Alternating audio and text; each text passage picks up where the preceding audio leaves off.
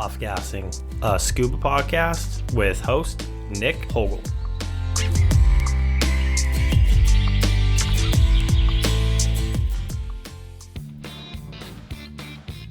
Let's face it, the world has no shortage of assholes, and the scuba industry is no exception. I'm sure you know one or two. Maybe you'll run into one this weekend on the dive boat. Maybe you narrowly escaped an encounter last week at the dive site. In this roundtable, I sit down with Rosa, Sarah, and Olivia and discuss toxicity in the scuba industry. Please enjoy. Are you enjoying the roundtables as much as me? Do you have any suggestions for topics you would like to hear? Would you like to be a part of a roundtable discussion? Reach out and let me know. Nick at offgassingscuba.com.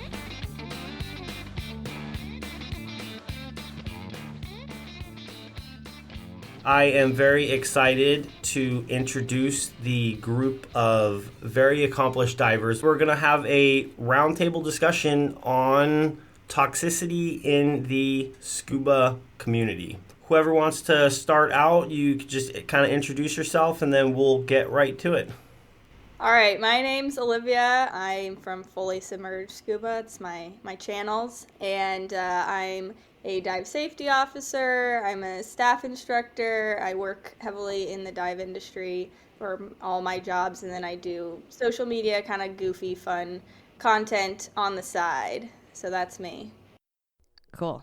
I'm Sarah, and my business is Azul Unlimited. I have a YouTube channel primarily. I run social media, and I take people on expeditions abroad. I teach online. I'm teaching a little bit in person, and I live in my van. So lots of fun adventures. And I am Rosa. I am based in the Canary Islands. I'm also a staff instructor, and I organize trips. It's something that I started doing recently. Following my passion for traveling, I thought, well, why not just bring people with me, right? I take videos. It's something that I also got into over the past couple of years, and I really like to do a bit of storytelling, right, of the underwater world. And I'm a translator when I'm on dry land. Welcome and thank you very much, everyone, for participating in this discussion today. And I guess I'll open it up with, so Olivia, you put a video out probably, a month back, maybe a few weeks back. And I just wanted to get your take on what led to that and what, speak a little bit about the videos for the listeners that don't know what I'm talking about. So I posted a video, I think it was a couple weeks ago now, where I just talked about the kind of toxic personalities and behaviors that I think exist heavily within the dive community. And that what spurred that was, from being on social media myself, I've gotten plenty of hateful and just angry comment that comes with the nature of being on the internet. But this specific video is actually not my video where I saw it that just had it on topic in my brain to make the video. It was other videos, other creators that I was seeing. Someone did a video where they're doing a mask clearing skill, and the comments are just filled with people being super judgmental about it, literally everything. And then I also saw another video where someone was acting stupid in a behavior that was kind of harassing wildlife, which was not okay, but the comments addressing the issue are so extremely I understand getting angry and mean about something when you care so and are so passionate about the underwater world, but it was just that it's just from somebody who wasn't born or raised around the ocean, it was kind of a behavior that I was I'm not entirely sure that you would be fully aware that what you were doing was harassing an animal if you weren't around that kind of environment growing up, right? So then having everybody attack you in such a vicious and angry way, how is that supposed to encourage them to be better when you were just immediately accused of this act being so evil and horrendous? I don't know that they would have, it might have just been that was stupid, and they didn't know any better.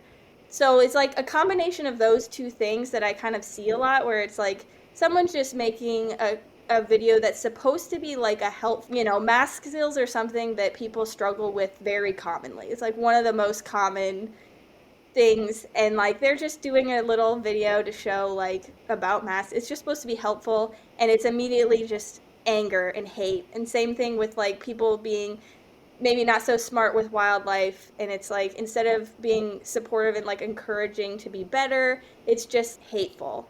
And then my other issue with that, to wrap this up, is that like I feel like a lot of time these like trolls or haters on the internet for a lot of other communities come from outside people coming in, whereas what I've noticed with the dive industry is that it's like our own community hating on each other, and that really, really upsets me, because it's like it's the divers coming after the divers, and I'm like, why are we doing that? Like, what example is that setting? Like, it's not like I have, oh, well, they don't ever dive, they don't know any better. It's like, this is our own community attacking us and like doing so poorly for ourselves, and it like just is so frustrating to me. Anyway, that's all.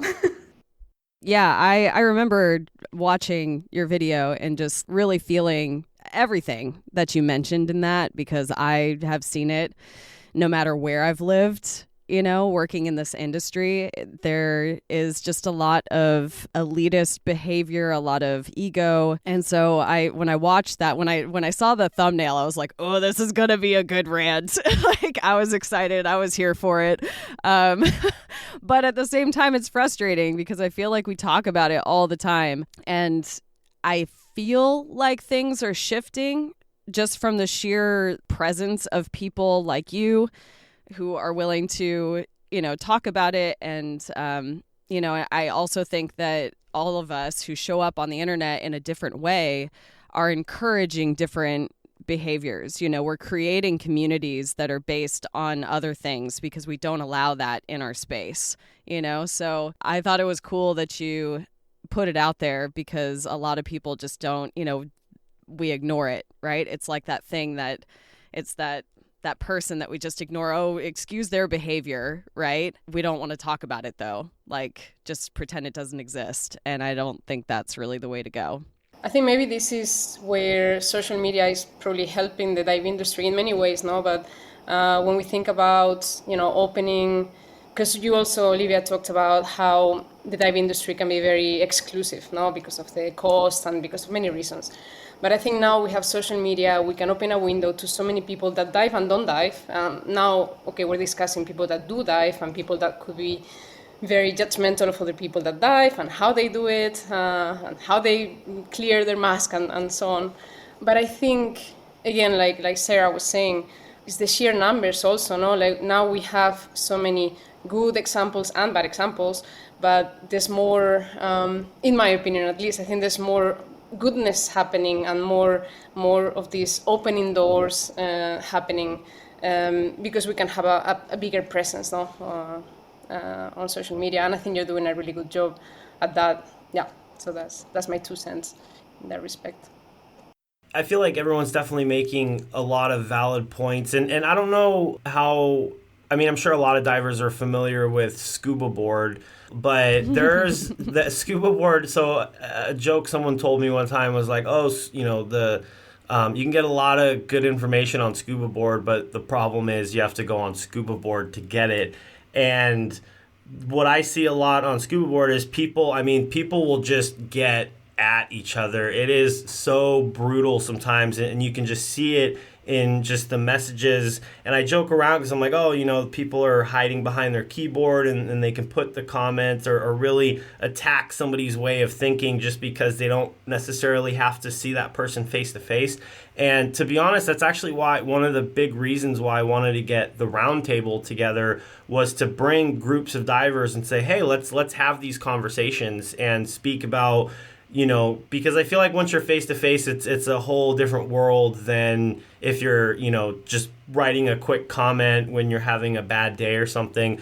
But also I do agree there is an elite side that I've witnessed and dealt with. I feel like everybody has, and it's to be honest, I don't know if it's equally on both sides, because I think there is a lot of good in the community, but then there is a lot of elitism. Is that the correct word? I don't know if that's the correct word, but so it is like a difficult subject, and unfortunately it is here.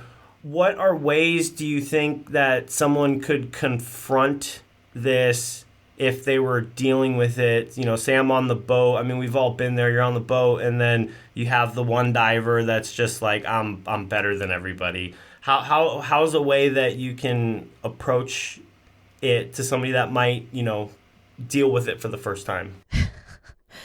I mean, that diver drives me crazy, but I'm sort of in the mindset of kill them with kindness.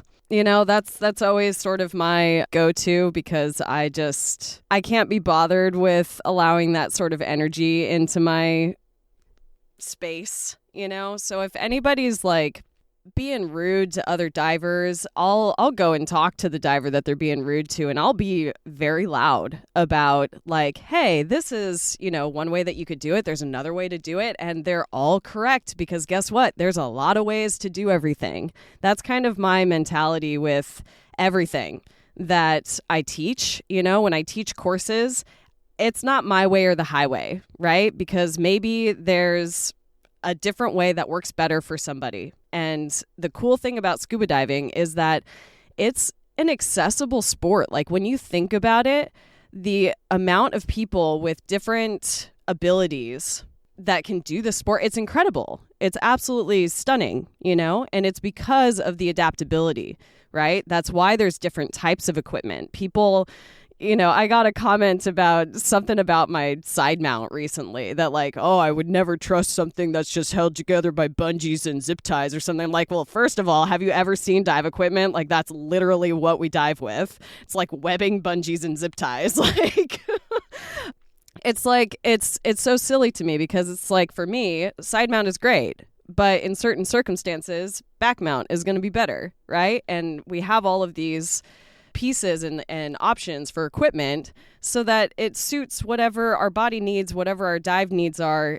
That's just what it is, right? So that's kind of how I deal with people. I don't let them scare me anymore. I definitely let them scare me when I first got into the industry, because I was very, very intimidated. I was a warm water diver from Thailand who had done all of her dives in Koh Tao and knew nothing about scuba diving. And other people made me very aware of how little I knew. And it made me feel like garbage. And I never, ever want somebody who is in the vicinity of me to come away from a dive experience feeling that way, because it is trash and it's not necessary. We all had to start somewhere, right? And so why not be very loud about encouraging people to keep learning, you know, in a kind way. I don't know, that's how I go about it. I think I can only agree with that approach, because I think, you know, we're always going to find that diver on the boat, right? I think it's going to be a long time until we can eliminate all of those, you know, I'm not going to swear on the podcast, but, you know. So I think really the best thing you can do is to be kind, because that's something that they cannot be, and that's the way you can beat them, right? And that's exactly it. I don't think we should say you're wrong. We should say, okay, that's one way, but there's this other way as well, and there's this other way and many other ways. And I think also, and this is very important, we should be like that, and we should remain humble anyway, right? Like we should remain always, you know, all years, I always listen to advice. I just came back. I was fortunate enough to spend the last couple of weeks in the Red Sea, and I met a lot of new divers. I only knew one person in this trip, and everybody else was new. And I came back from that trip knowing more than I knew when I started, you know? And I think we all should remain like this. You know, we're always learning. We constantly learn, and we can constantly share and teach as well. And I think if everybody was able to be a bit more like this, you know, everybody in the dive industry, to be a bit more open, then it would be a much less toxic environment, and everybody would be happier, no? So that's how I see it. I usually just default to when I have a hard time keeping my mouth shut, hence the video.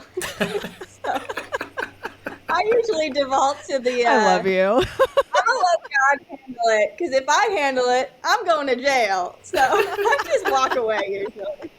Do not engage. I love it. So listen to what they say. Don't follow my advice. Speaking to the elitist part of it too, like that's part of the reason why I've shared so openly about what I've been doing for the last 2 years, because my life is proof that you don't have to be an elitist person with a lot of money. Like I have been broke. Like I can't tell you how broke I've been coming off of losing the business in Indonesia and like all of this, but I've still been diving, you know? I think it's important to share that, because sometimes when we get on social media, you know, it's easy to get excited about the new gear and all the stuff, right? I think people need to know that like it's okay to have the used gear. Like my BCD is from when I got certified as a dive master. It is falling apart. It's still safe. But like it's borderline, you know? I could definitely use a new one, but just showing that like that is okay. You know, you don't need to have the newest gear, the latest technology, the blah, blah, blah. Like that doesn't matter, because that's also intimidating. You know, the price tag, you look at everything, you're like, oh, there's no way I could get into that. But if you're in a place with shore diving and you can get used gear, it's not that expensive. It's like going to a movie. You know, you pay for an air fill once you have the gear, and there you are, and you're having a great time for the day. So I think that's also something that's important to highlight to beginner divers, because it can be sort of that they go into the dive shop and it's like, oh, whoa, you know, all this new stuff and the big price tags and everything. Yeah, but I think that's probably just the way the dive industry is marketed, no? Like starting with the big agencies and you know all the brands that make fancy new equipment. I think new divers are convinced that to go diving you have to sign up for a trip, or you have to have a guide. No, like you don't have to have a guide. You can dive with your open water buddy. But I think it's just the way things are marketed, no, and it's kind of seen as a luxury activity, which. Okay, also, you can go to really nice places, really far away places, very exotic, and of course that would come with a price tag. I think people just don't see that the alternatives are right at their doorstep, and they can, like you said, they can get a tank and a buddy and go diving. But people are not telling them, right? I think that also partially is that like elitist behavior coming in too. You don't know enough to go out and do this on your own. You know, they're met with that kind of like cocky, like you don't know anything. So people also are probably very scared to go out and do it on their own, because it's very like you don't have the right stuff, you don't have you're barely have done enough training. There's also a whole lot of that, like your open water certification like is trash. We're not teaching enough in their certifications, things like that, you know. I think that plays into that elitist behavior too, where they're like almost too scared to enter in by themselves. And then also, if you think about another layer of the elitist behavior, is that they do want to go out and then there's people around to be like, hey, like we need help, then it's also met with like another level of elitist behavior where it's like, you shouldn't be out here doing this if you don't know what you're doing, rather than just being helpful. I hear that. I feel like if it's coming from inside, like the person who's going diving feels that unpreparedness, I feel like that's a misfire from the instructor, right? And I say that as a warm water instructor primarily. Like I've taught in cold water, but I've done most of my certs in warm. And like warm water instructors do not teach their students to be self-sufficient, like go with a buddy, go diving kind of thing. You don't see it. We did our best when we were working in Indonesia to like teach that to people, but people that learn when they're on vacation like that usually are not going to be doing their own diving without a dive guide. Like that's just the reality of it.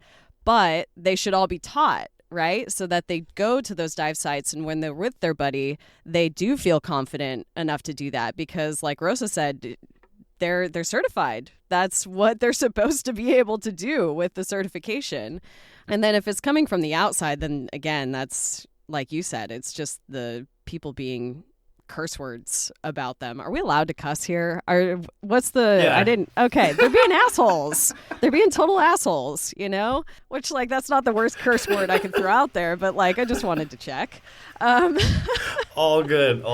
But yeah, I think it's just a remembering of like when we were beginners. I think all of us in the community need to remember that because, man, I was a mess. I still am a mess sometimes. Like, it just happens, you know? We're all still learning all the time. So I think having that beginner mindset, being humble, like Rosa said too, it's insanely important. Just to go back a little bit to what you were saying, I think another problem, and we could talk about this for the next 10 hours, but another problem is that open water divers are not being certified with the right level, you know, with the right skills. Like, instructors are ticking boxes. And I mean, I've seen instructors literally over here. I live in Lanzarote and I'm in the water quite often. And I see confined sessions and I'm thinking, oh my God, are you really going to certify this person? So how can you expect that these people will happily go diving with their buddy? Of course they cannot, and I hope they don't, you know? So I think that's another major issue, but I don't think we have time for that right now. I do have a question about that with my experience being in the US and in like small mom and pop shops. I've only ever worked at shops where standards were high for you needed to be following and doing everything. But I think I have gathered from like in other places in the world, it's not necessarily like that so much. Is that like an outside of the US thing? Or, you know what I mean? Because you're not maybe as liable in other countries as we have in the US. Oh, you're still liable. You're still very liable. I think there is a certain cowboy kind of behavior to vacation courses. What I saw, the worst that I ever saw was actually when I first arrived to Komodo, to Labuan Bajo. That place, if you've been there, like, it is kind of the Wild West. And when I got there in 2018, I saw dive shops, okay? And some of them, I saw dive shops teaching confined 1 through 5 of the PADI open water course within 1 hour. I've seen that too. Yeah. And if you have taught confined 1 through 5, even if you have one student who is a total beast, like, that is how? I'm sorry, but how? And it was because I think a lot of instructors in dive shops in other places get a little too wrapped up in trying to meet logistics and not spend money. So they cram things together when it's not really appropriate. You know, these people were going out to the first dive site, which was an established confined open water spot, right? Like, it was a bay. That was where you could do confined water in open water. And so in order to fit with the logistics of the day and not spend money on like sending an instructor to the pool or, you know, having them have these multiple sessions, they would just throw them out there, get whatever they needed to, you know, whatever they could do done. But that's breaking standards, right? And if that is like that reported to PADI is not a good thing. You're not doing your job as an instructor. Luckily, we got to know these people and we kind of were like, you know, slap the hand. You shouldn't do that. How about let's do better so that this whole area can be better, you know, because our goal going there was to be an IDC center. Like, we were going to teach instructors and we're like, this is not going to fly. But it happens all the time. I don't know. You guys in other tropical places, I'm sure you've seen it. Yeah, and I think honestly this adds to the toxicity in our industry, because I've heard people bragging. I did confine 1 to 5 in 2 hours, maybe not in 1 hour, okay, in 2 hours. It's like, okay, I don't think that's something that you should be bragging about, you know? And then they try to make you feel bad that you're actually doing things by the book, you know, because PADI is telling you to do things this way. It's like, well, there's actually a reason why we do things this way. And you tell me what kind of diver you're going to teach. How are they going to be in the water by the time you finish this open water course in a day and a half? You know, so I don't know. I don't get into those conversations because I'm sorry, but I don't need to, you know. But this is happening. And I think this is an example of the toxic behavior maybe at pro level. Okay, this doesn't affect, well, actually, no, it does affect the divers because they're being taught in some, cowboy style sort of way. And this is bad for so many reasons for everybody along the way. So for sure we need to do something about it. This is not possible that people can be teaching open water courses in 2 days. Olivia's eyes are like I can't imagine that. And I've never worked somewhere tropical, so like I've only ever worked where like course directors, like right here, hovering, like don't mess up. That's good though. That's good. It needs to be that way, Yeah. And I have to say, like I said all that crap, not everywhere is like that. People take this industry very seriously. There are excellent dive shops out there. There are excellent instructors. But like Rosa was saying, when there are those instructors that have that attitude, that's how we continue the cycle of these like bravado kind of divers and bad behaviors, because it's like parents and kids, right? Like you're raising the next little generation to come up in the industry, and that's the behavior that they see it as cool, right? Because it's this new sport to them, and that's what the cool kids are doing. Like, oh, forget about Patty's dumb. It's like, no, these organizations are here to keep us, in line and safe, to teach us in a proper way so that we don't go out there and kill ourselves or somebody else. That brings in another level of elitist agency battles. Our agency is better. Your agency sucks. I'm like, oh my God. Can we just calm down? Can we not? It's ridiculous. I had that argument this morning. I had literally, funny story, I literally got reported to Patty once because I made a Nowie joke. Somebody got pissed off at my TikTok and reported me to Patty, and Patty emailed me and was like, hey, just a quick question about this. In my caption was like, it doesn't matter what agency you choose, like you're gonna be fine. Make sure you find an instructor that's following the standards. All the agencies are basing everything off of the same set of standards. It's minor differences here and there. That's like all detailed out in the caption. So I just was like, refer to caption. And they were like, okay, yeah, cool, you're good. Oh my God. People have too much time on their hands if they're reporting you for that kind of crap. It was hilarious though. Okay, so I have a question.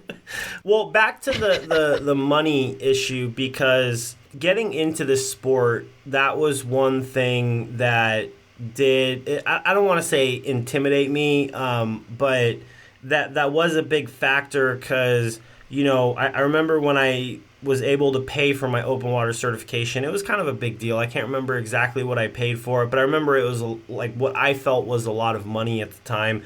And then you walk into the dive shop, and then you start seeing the price tags everywhere, and you're like, man, this sport is so expensive. Like what is going on? And I remember I would see people walk into the dive shop and just spend thousands upon thousands of dollars like it was nothing. Just like, oh, let me, I have a family of 4. I want to get them all open water certified. Let's buy, a whole new kit, top to bottom.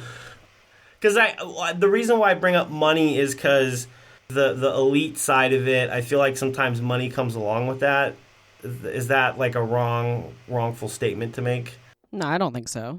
What do you think could be done in the industry as far as, because it's crazy how much, because I remember me getting into open water, that was one of the things that kind of slowed my progress. Was like, oh, I want to take that next class, but I have to pay all this money. And then you're like, oh yeah, I'm finally an instructor, yay. And then you're like, man, where's all this money going?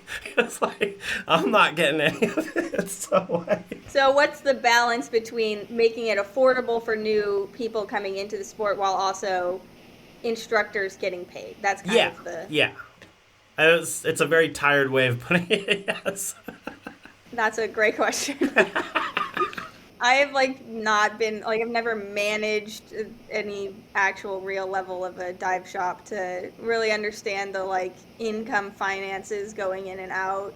of all of that. Because, yeah, I do think, like, while there are absolutely ways, and Sarah's a great example of that, that you can make the sport be very affordable, it's still a certain level of barrier to entry, because it is hundreds of dollars to get certified. You know, it's not like soccer where you can buy a soccer ball and go be in your backyard and at least have started something, you know? So there is a certain level of barrier to entry that I think like making courses even more expensive so that barrier to entry is even higher, like that is something to consider. But I don't know. I don't really like tipping culture. I don't like that it's like thrown on people to like be in charge of instructors' well-being by tipping them. What? Yeah, like I don't love that. I don't agree with it. I wish people just got paid fairly to begin with, rather than throwing it on the customer to be responsible for instructors' well-beings. But the solution is well be over my head. Well, it's more of a comment and not really a solution. To be honest, it's my personal solution, if it helps anybody. But I actually am a PADI instructor and I freelance. So I teach my own courses. So basically, I have the equipment that I need. I don't need a pool because we have, luckily here on the island where I live, we have, confined open water areas where we can do confined sessions. So basically, I don't need to pay any money to any dive center. Whatever I charge my students is whatever I charge them. So private one-to-one lessons, they end up paying less than they would pay to a dive center, and they get the benefit of having, a private instructor, and I take all the benefit, basically.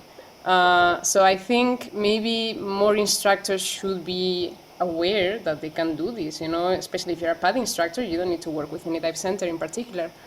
Just make sure you have the right insurance and so on. But it's something that you can do. I love that.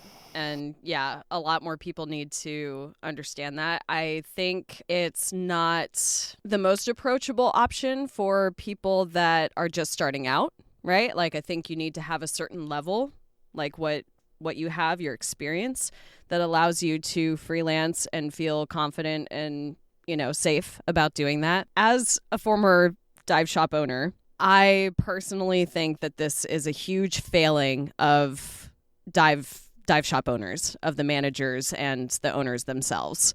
I've seen it time and time again that owners are terrible with money, like the worst. They don't manage their expenses. They get into trouble because they get into that mindset of like, I own a dive shop. I'm super cool. I need to have all the coolest toys because, I want to have this status of being the super successful dive shop. And I see people tanking their shops because they're buying all of this gear and like, sure, it's for the business or whatever, but it's still not a smart financial decision, right? And you're not setting yourself up to be able to have the finances to pay your instructors appropriately. It comes back to understanding your cost of operation. And that goes from the tiniest thing to the biggest expenses like boats, right? You need to understand what it costs to take people out to wherever you're going to be diving and to factor in absolutely everything so that you understand where your price margins are, where you should be charging. And if that's, the struggle that we had in Komodo was that everybody was fighting for these backpackers, man. Like, they're trying to get all these people who were just trying to dirtbag their way through this, like, primetime dive location. Like, I'm sorry, Komodo is not somewhere that you go for diving on a budget. That's just, it's a very special place. It's an hour and a half away from Labuan Bajo. It's not just like some, short half day sort of thing. It's a trip, right? What we ran into was people were trying to price cut each other. So it's understanding your costs, pricing appropriately, and then being involved in the community and becoming part of that and working together so that everybody succeeds, right? Because a lot of people are at, we've got these weird sort of fights between dive shops. And it's like, no, we like, if we all work together, like there's plenty of people in the world. It's kind of like all of us doing our social media stuff. Like we can all be successful at the same time. And fighting each other is going to just mess it up. Wasn't there a time, maybe I this is not right, but I thought that in Komodo there was an agreement among the dive centers on prices, or at least for a time, or, yeah? Maybe no, there is. Okay. There is. Yeah. It's whether or not people want to follow it. Yeah. And on that note, I think that's a great thing to do, no? Like, okay, let's agree at the very least on the minimum that we will charge clients, and then if somebody wants to offer VIP services, one-to-one courses and whatever they want, then they can raise the price. But if at least the minimum price is agreed upon by everybody, then that makes a happy community. Everybody can help each other, and then things are fair for everyone. And exactly. That's what it should be. Yeah. But that's the biggest thing that I see for people working at dive shops. It's that the owners haven't done their job of figuring out how much their cost of operation is, and they take it out on the instructor. And they take advantage of new instructors and new dive masters. I can't tell you how many messages I get from people who are like, "Oh yeah, I'm working as a dive master, but they're only offering me free air fills and whatever." And I'm like, that is BS. If you are taking paying clients out for this dive shop, they should be paying you money. I'm sorry, but like air fills does not put food on the table. It's a total misfire in the upper levels of dive shops. Sorry, I'm passionate about that because I think it's BS. It's absolute BS. Yeah, but I think another problem is that there are a lot of dive masters and instructors willing to take a shitty job, with no pay or almost no pay, just because it allows them to dive all the time, or to be in Komodo, or to be in whatever other place where they want to be. So I think they're also at fault. I think they're also the ones, accepting really shitty conditions and lowering the salaries and everything for everyone else in the industry. So it's a bit of, there are a few different factors involved, I think. It comes back to teaching them, though, as instructors of instructors, right? We're all staff instructors, I think, here. Not me, no. That's okay. It's okay. You're into the fold right now. Teaching these new instructors and dive masters during their courses that's not acceptable, I think is really that's a big part of it. So that they understand that they're being taken advantage of and that it's messing up the industry for people. I see that a lot with people that go through the IDC as, retired individuals, right? They don't need the money, but I pound into their head, like, do not do this work for free, because there are some of us who are trying to do this as like our profession. And the fact that you don't need money, that's great. Congratulations. That's wonderful. Retirement, go you. I hope I can get there one of these days if I ever make money. But it comes down to those conversations in the IDC, in the dive master course, teaching them what the industry is and how it can take advantage of people, because it does all the time. I mean, I can't tell you the amount of times that dive shops have owed me money, and it's like, that shouldn't ever happen. Yeah, I think that comes back to with like that, what you're saying earlier about like coming together as a community, making sure everybody knows, making sure everyone, even like you were saying, if you don't need the money, that you're still like thinking of the community as a whole when you take these positions, or when you go places and work and whatnot, that you're not just thinking about your own situation, but the community as a whole. Do you see that sort of behavior in Florida where you're at, where a lot of people are just working for pennies on the dollar? Florida has a special type of diver here. What I see more often in Florida is, like, I love it here and everything, but it is really a special breed down here. I honestly see it's a lot of like hustle culture, to the point where it's like, how do I even explain this? They're on their grind like so intensely that it ends up being kind of like very disorganized, a little bit of cut corner, like chaos kind of a situation happening, because they're like more in it. They're thinking of you as a dollar sign more than as a student. I see that more in Florida than I have in other places in the US, where it's like they're just on the grind for the money.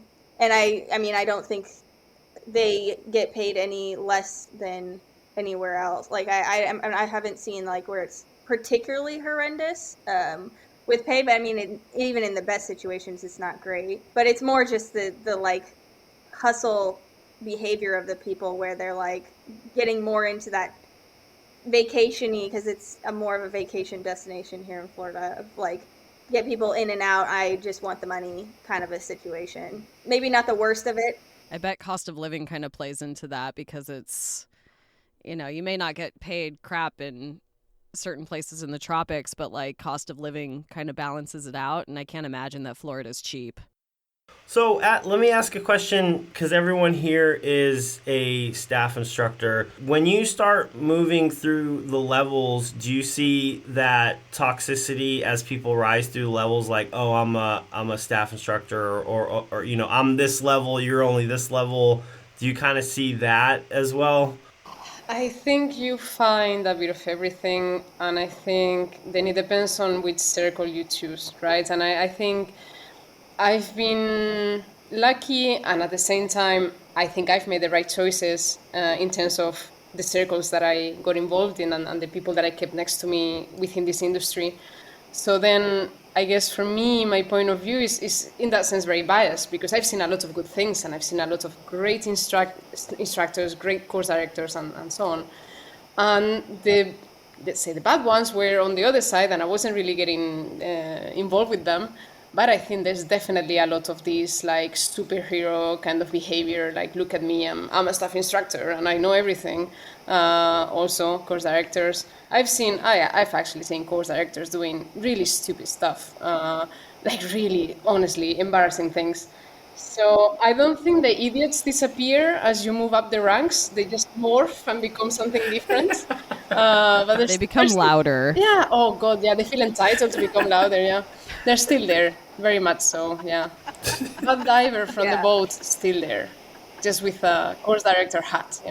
In my experience, it kind of is like waves. Like sometimes, usually, like, if you have like somebody who's been diving for years and years and years, and they're finally now deciding to become instructor, like in some of the IDCs I like sat in on or was some part of, even if I wasn't actually staff instructing it. That ego getting squashed a bit during the IDC when they come to the realization of how little they actually knew, when they thought their 20 years of dive experience that they had was like, oh, this should be a breeze, like I already know everything. And then it's like crushed a little bit when they're like, oh, actually this is really hard, and like I didn't understand it to this level.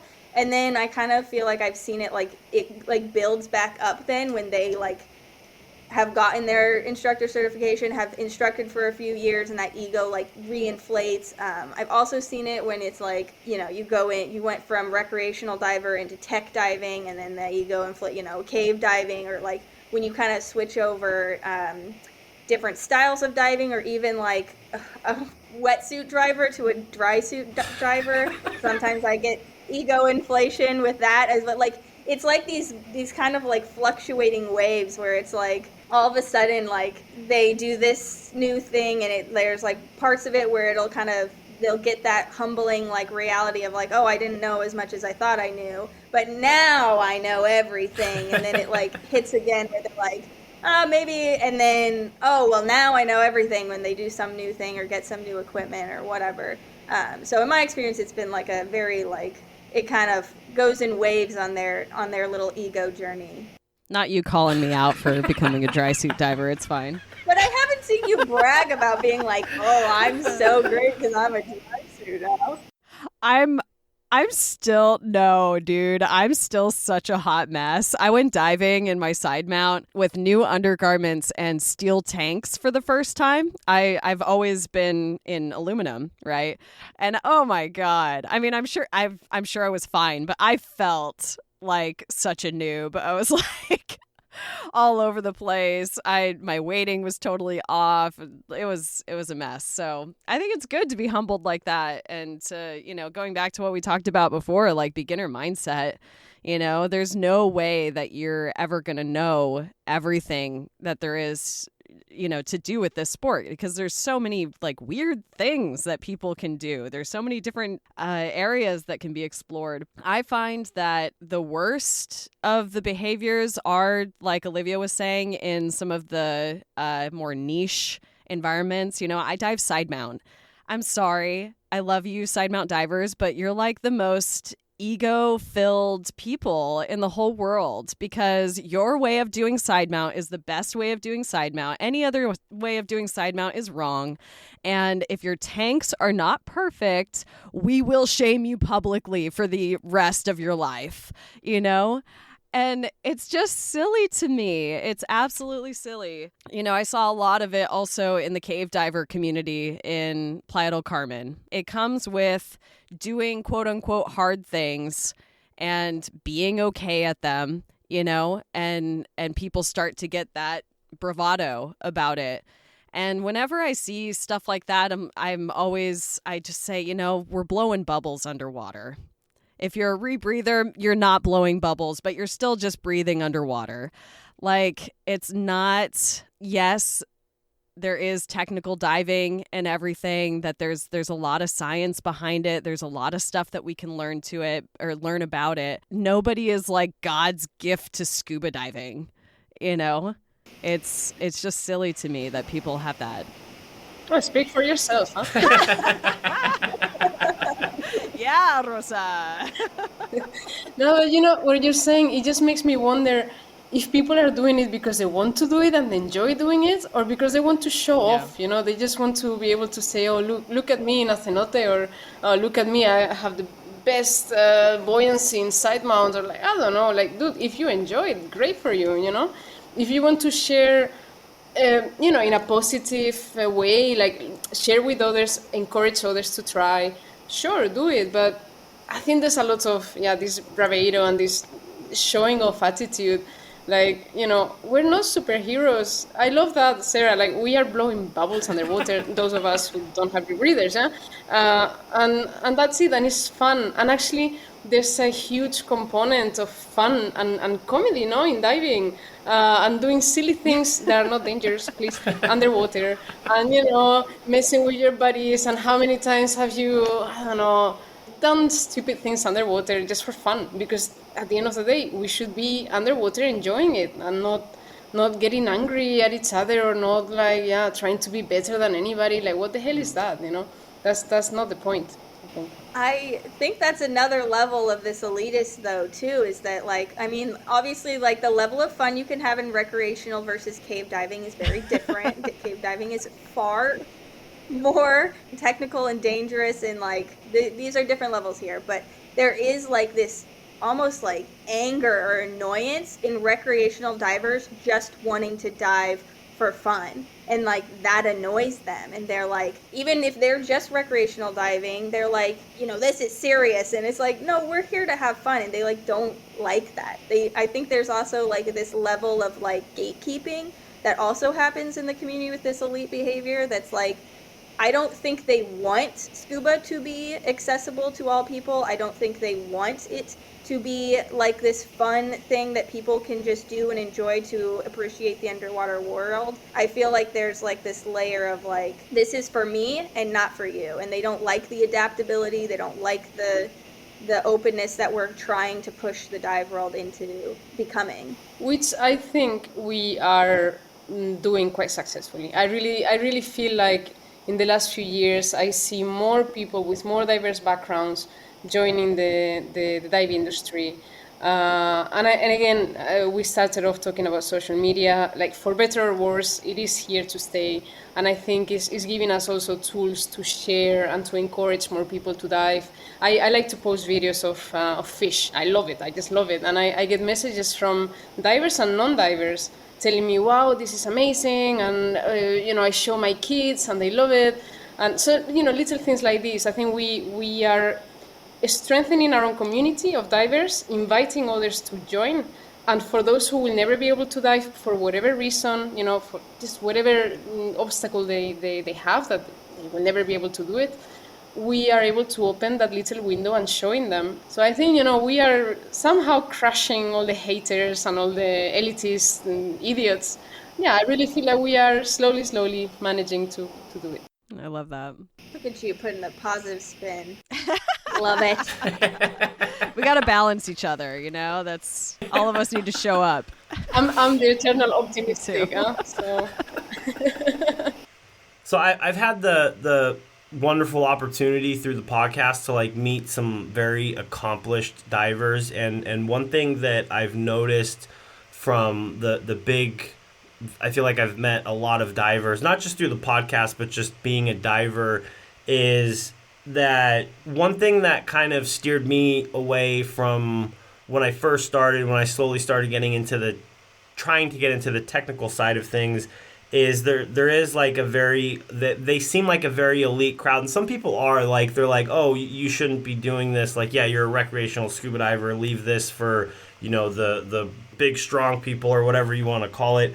And what I've noticed is I almost feel like it's a sense of insecurity, because when you meet these very accomplished people, if you were on the dive boat next to them, you wouldn't even know the things that they've done in their scuba journey. They're very humble, I feel like, the further you get. And then when people are kind of halfway through that journey, depending on what their attitude is, they might be at the very beginning or they might be halfway through. They might not be as accomplished as that other diver, but that's the personalities that I've met, where it's like, oh, okay, I'm diving with 2 tanks. I'm in the elite group, and it's like, these very accomplished people, and they've done a lot of things. They're just super humble people. So I feel like with more experience, the further you get, you realize that, yeah, we're all just underwater, blowing bubbles, just breathing underwater. We're here to have fun. That's why we all got into it in the first place. And that's actually why I always open up all my podcasts, tell me about how you got into diving, because there had to have been a love and a passion there, not just I want to go out and train every day and make this miserable. It's no, there had to have been a point where you're like, oh, this has been absolutely amazing. And then you start going down that route. But I not to bring it toxic again, but yeah, I definitely, I feel that, yeah, there's just a lot of idiots out there. I'll end it on that note. That's what we realized over the course of the past hour, that there are a lot of idiots out there. Yeah. I see that. Yeah, the summary. I see that definitely what you're describing, Nick, with the people that are just not there yet and they want to be there, right? So it's this inferiority complex that ends up being very loud, right? It's like a self-conscious sort of thing, right? Where they maybe realize, or maybe they don't, because they don't have any kind of self-reflection practice, but they don't know that much. But what they do know, they're going to be loud about it, right? And they're going to make their experience sound bigger than it was to get a certain reaction out of people. And I feel like it's kind of a common thing for people to go through. I know that I experienced that when I first started teaching dive masters. I was very, very self-conscious about being that person. I felt, what's the imposter syndrome, right? And I had to be guided through that phase of my professional career with, I was very lucky that I was with Aitor Diaz, the course director, PADI course director, and he's such a good mentor and was able to guide me through that, to not keep being this person who, just wasn't confident in myself, but I wanted to put out there that I was okay and I could do this job, right? It was not a good role model behavior, right? And so I think as people with more years and experience, we have to I like to approach those people and to show them that there's a different way, right? And some people are not open to that. But some people are like me where they were just scared and didn't have the confidence. And I just needed to be, I needed to be mentored. That's part of, I think a lot of us act as that as public figures on the internet. We can take this mentorship role of helping people to not get stuck in that spot of being that way. Because sometimes it just takes that one person to show compassion to somebody who's maybe not acting so great.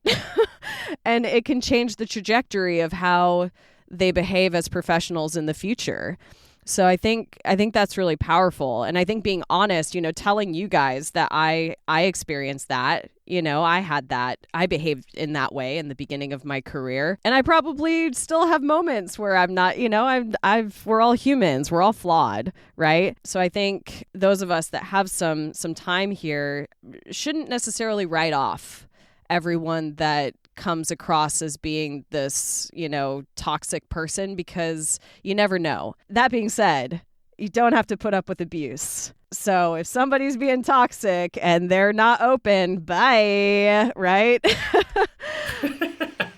But that's how I feel about it. Yeah, I certainly wouldn't want to discourage people from giving out tips and being like, hey, I have some questions about why you're doing this that way, or, this is not to say that you should just keep your mouth shut and mind your own business because you're going to be toxic if you tell somebody what they're doing is wrong. It's just about approaching it in a way that's not just really demeaning, I guess, is, Yeah. You got to be kind with your approach and more open-minded too, because it might be something that is actually correct and it's for a specific reason or whatever, and you just didn't know. So you might also learn something in return too. 100%. So yeah, definitely don't just not say anything or not have conversations because you don't want to think you're going to be judgmental, but just approaching it right. Yeah, and even being able to say, hey, I don't know this, right? How many times have you come across people that they simply will not accept that they don't know something? And look, it's exactly what I was saying earlier. I've learned things in the last 2 weeks, and look, I've been diving for years, and I think I have a certain amount of knowledge, but I learn new things every day. You can learn new things every day if you're open to learning things every day. And if you can accept that you don't have all the answers. And this has happened to me with students as well. Sometimes they come to you with a question, you're like, holy shit, well, I don't know, I actually don't know. And instead of making up something, well, then you go and you search for the right answer, no? So I think we go back once again to the whole attitude thing, being humble, and actually trying to be a good role model to others instead of trying to, step on other people and dismissing other people. It all comes down again to attitude and the way you want to support others in the industry. Awesome. Well, I want to thank everybody very much for coming onto the show today. As most of these roundtables end, I don't think we came to a final conclusion. I think it's kind of impossible, but I really, really enjoyed the conversation today, or tonight, this morning, with whatever time zone you're in. But thank you very, very much for coming on to the podcast today. Thanks for having us. Thank you, Nick, for having us. Thanks for putting it together.